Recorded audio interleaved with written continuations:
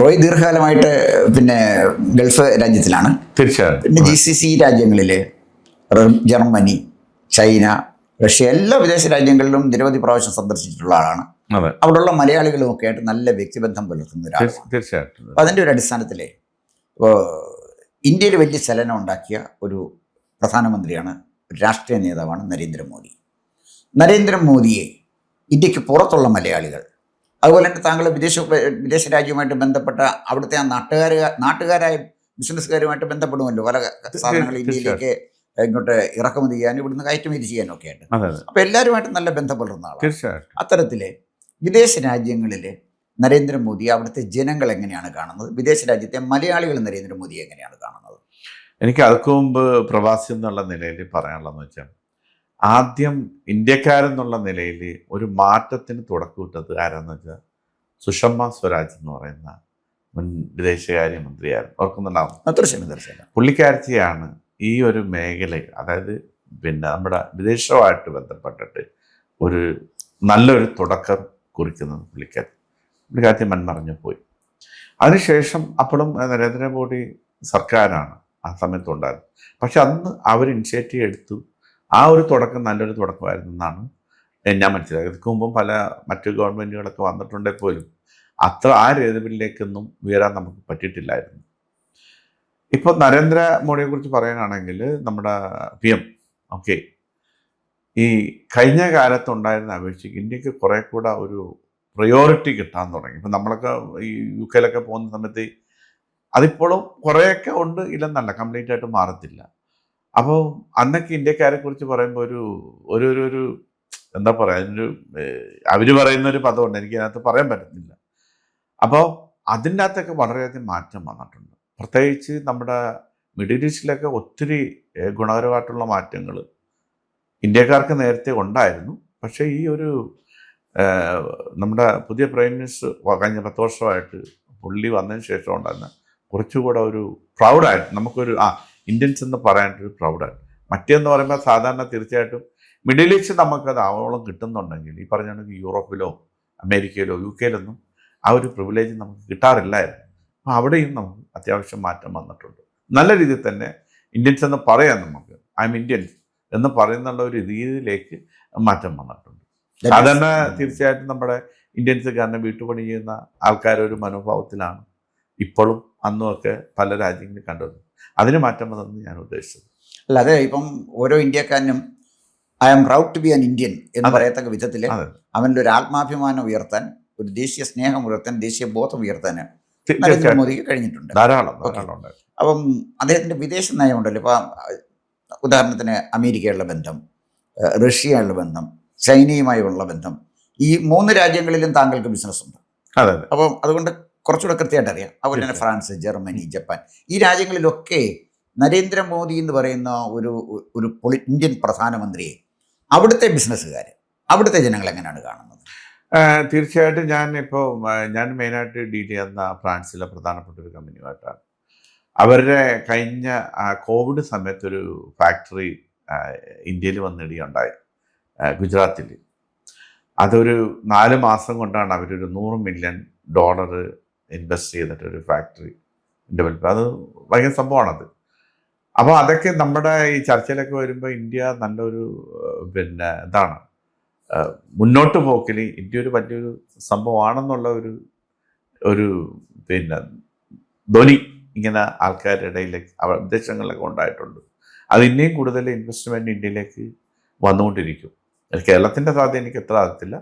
അഹമ്മദാബാദ് കേന്ദ്രീകരിച്ചിട്ട് ഇഷ്ടംപോലെ വിദേശ നിക്ഷേപം ഉണ്ടാകുന്നുണ്ട്. ഫ്രാൻസിൽ നിന്നാണെങ്കിലും ജർമ്മനി അതുപോലുള്ള ഇഷ്ടംപോലെ രാജ്യങ്ങളുണ്ടാകുന്നുണ്ട്. ചെറിയ ചെറിയ സ്ഥാപനങ്ങൾ ഗുജറാത്തിൽ ധാരാളം കമ്പനികൾ ലൈസൻസ് ഓപ്പൺ ചെയ്യുന്നുണ്ട്, അതുപോലെ തമിഴ്നാട്ടിൽ. ഓക്കെ, അപ്പോൾ ഈ വിദേശ കമ്പനികൾ, ഇപ്പോൾ ഫ്രാൻസിലെ കമ്പനി പറഞ്ഞു, അത് ഗുജറാത്തിലാണ്. തമിഴ്നാട്ടിലേക്ക് പുതിയ കമ്പനികൾ വരുന്നു. ഒരുപക്ഷെ ഇന്ത്യയിൽ ഏറ്റവും അധികം കമ്പനികൾ ഒരു മറ്റൊരു സംസ്ഥാനം ഉത്തർപ്രദേശാണ്. ഉത്തർപ്രദേശത്തിൽ ഇപ്പൊ വളരെ കൂടിയിട്ടുണ്ട്. പക്ഷേ എന്നാലും ഗുജറാത്തിലാണ് കൂടുതൽ. അല്ല, ഗുജറാത്ത്, മഹാരാഷ്ട്ര, തമിഴ്നാട് ഇപ്പോഴേ വളരെ ആദിത്യനാഥിന്റെ കാലഘട്ടത്തിലേക്ക് വളരെയധികം ഇൻവെസ്റ്റ്മെന്റ് ഇപ്പോഴേ സത്യത്തിൽ. അല്ല, എനിക്ക് തോന്നുന്നു നമ്മുടെ ബഹുമാനപ്പെട്ട ഇപ്പോഴത്തെ പ്രൈം മിനിസ്റ്റർ നേരത്തെ ഗുജറാത്തിലുണ്ടായ സമയം പോലെ തന്നെ ഗുജറാത്തിൽ ധാരാളം ഇൻവെസ്റ്റ്മെൻറ്റുകൾ അവിടെ ഉണ്ടായിട്ടുണ്ടായിട്ടുണ്ട്.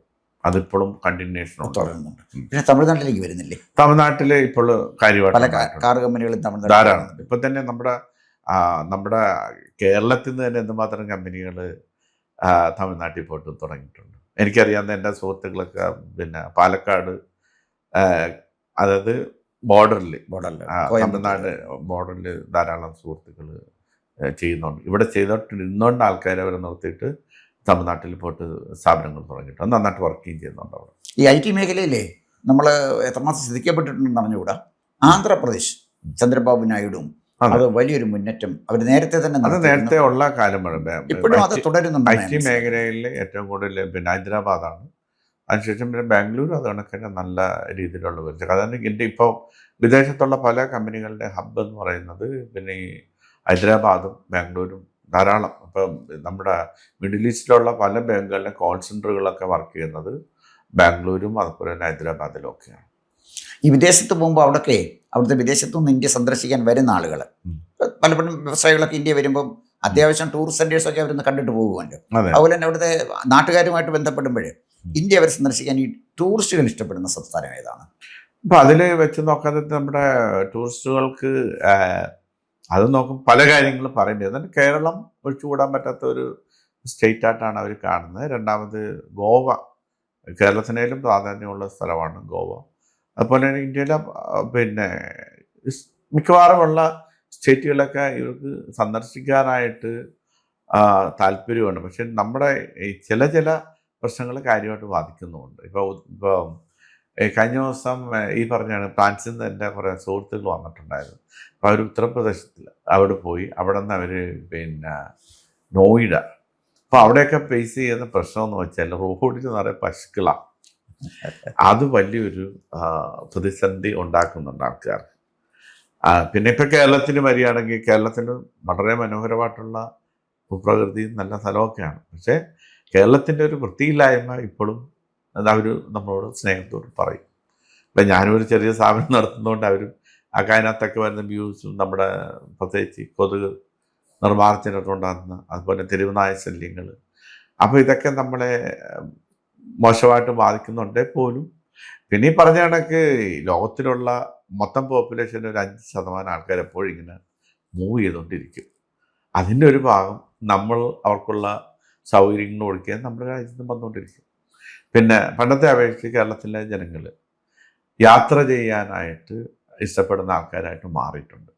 അപ്പോൾ അതിൻ്റെ ആയിട്ടുള്ള നേട്ടങ്ങൾ നമ്മുടെ സ്റ്റേറ്റിൽ തന്നെ ഉണ്ടാവുകയും ചെയ്യും. ഓക്കെ, ഡൊമസ്റ്റിക് ടൂറിസം ഇവിടെ വികസിക്കുന്നുണ്ട്. ഇപ്പോൾ ഡൊമസ്റ്റിക് ടൂറിസത്തിൽ പോകുന്ന ആളുകൾ നമ്മളൊക്കെ തന്നെയാണ്. നമ്മളൊരു മുൻവിധിയോടുകൂടി തന്നെയാണ് തമിഴ്നാട്ടിൽ പോകുന്നത്, ഗുജറാത്തിൽ പോകുന്നു, അങ്ങനെയൊക്കെ തന്നെയാണ്. പക്ഷെ മറ്റൊരു സ്റ്റേറ്റിൽ നിന്ന് ഒരു ടൂറിസ്റ്റ് ഇന്ത്യയിലേക്ക് വരുന്ന അങ്ങനെയല്ല. അവർ മറ്റ് പല സ്ഥലങ്ങളിലും മാലിദ്വീപായിരിക്കും കാണുന്നത്, സിംഗപ്പൂർ കണ്ടിട്ടായിരിക്കും വരുന്നത്, അല്ലെ ഹോങ്കോങ് കണ്ടിട്ടായിരിക്കും വരുന്നത്. അതൊക്കെ കണ്ടിട്ടാണ് കേരളത്തിലേക്ക്. അല്ല, അതിനകത്ത് കേരളത്തിന് അങ്ങനെയുള്ള പറയാൻ പറ്റുന്ന അടിസ്ഥാന പറയുന്ന നല്ല ഹോട്ടൽസ് ഒന്നും ഇല്ല. ഇപ്പോൾ ആലപ്പുഴ നോക്കിക്കഴിഞ്ഞാൽ 2-3 5 സ്റ്റാർ ഉണ്ട്. ഇപ്പം നമുക്ക് നമ്മുടെ ഏതൊരു സ്ഥലമാണ്, ഇപ്പം നമുക്ക് കേരളത്തിൽ 550 കിലോമീറ്റർ തീരദേശമുണ്ട്. എത്ര സ്ഥലത്ത് അത് ഡെവലപ്പ് ആക്കിയിട്ടുണ്ട്? അതിൻ്റെ 1% പോലും നമ്മൾ ഡെവലപ്പ് ആക്കിയിട്ടില്ല. ഈ പറയുന്ന വിദേശികൾ എന്ന് പറയുന്നത് നമ്മൾ യൂറോപ്യൻസ് വന്നാൽ മാത്രമേ കൂടുതൽ പൈസ നമുക്ക് ഡോളർ ആ അടിസ്ഥാനത്തിൽ കിട്ടത്തുള്ളൂ. പക്ഷെ അവർക്ക് വേണ്ടിയിട്ടുള്ള സൗകര്യങ്ങൾ തീരദേശത്ത് വളരെ കുറവാണ്. ഇപ്പോൾ ആലപ്പുഴ പറയാനാണ് പ്രധാനപ്പെട്ട ഏരിയ എന്ന് പറഞ്ഞാൽ മാരാരി ബീച്ചാണ്. അവിടെ 2-3 നല്ല റിസോർട്ടുകളുണ്ട്, 2-3 നല്ലത്. അത് വെച്ച് ബാക്കിയെല്ലാം ഹോം സ്റ്റേ ആണ്. അപ്പം നമ്മൾക്ക് വേണ്ട സമ്പന്നരായിട്ടുള്ള ടൂറിസ്റ്റ് വരണം, അവർക്കുള്ള അടിസ്ഥാന സൗകര്യം നമ്മളിപ്പോൾ ഒരുക്കിയിട്ടില്ല. ഇപ്പം എറണാകുളത്ത് ചിലപ്പോൾ കാണുമ്പോൾ ഒരു 10-20 5 സ്റ്റാർ, നമുക്ക് വേണ്ടത് ഒരു 100 5 സ്റ്റാർ ഹോട്ടലിൽ കൊള്ളാനാണ്. 1 ലക്ഷം റൂംസ് 5 സ്റ്റാർ ലെവലുണ്ടെങ്കിൽ നമുക്ക് അതിൻ്റെ ഇരട്ടി ആൾക്കാർ വന്നുകൊണ്ടിരിക്കും. അതാണ് ഇതിൻ്റെ ഒരു സ്വഭാവം.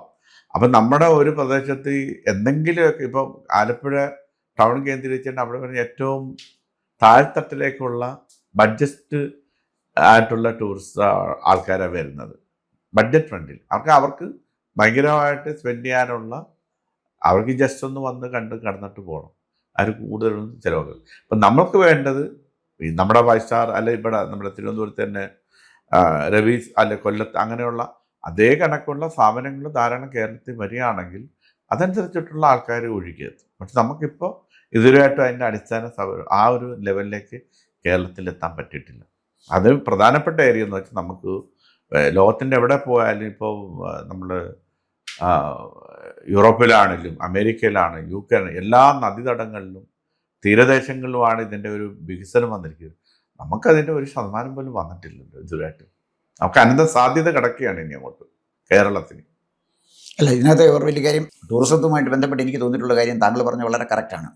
കേരളത്തിലേക്ക് വരുന്ന ടൂറിസ്റ്റുകളിൽ വലിയൊരു ശതമാനം ആളുകളും വെറും സാധാരണക്കാരും അവിടുത്തെ പാവപ്പെട്ട ആളുകളും അവിടുത്തെ വരുന്നത്.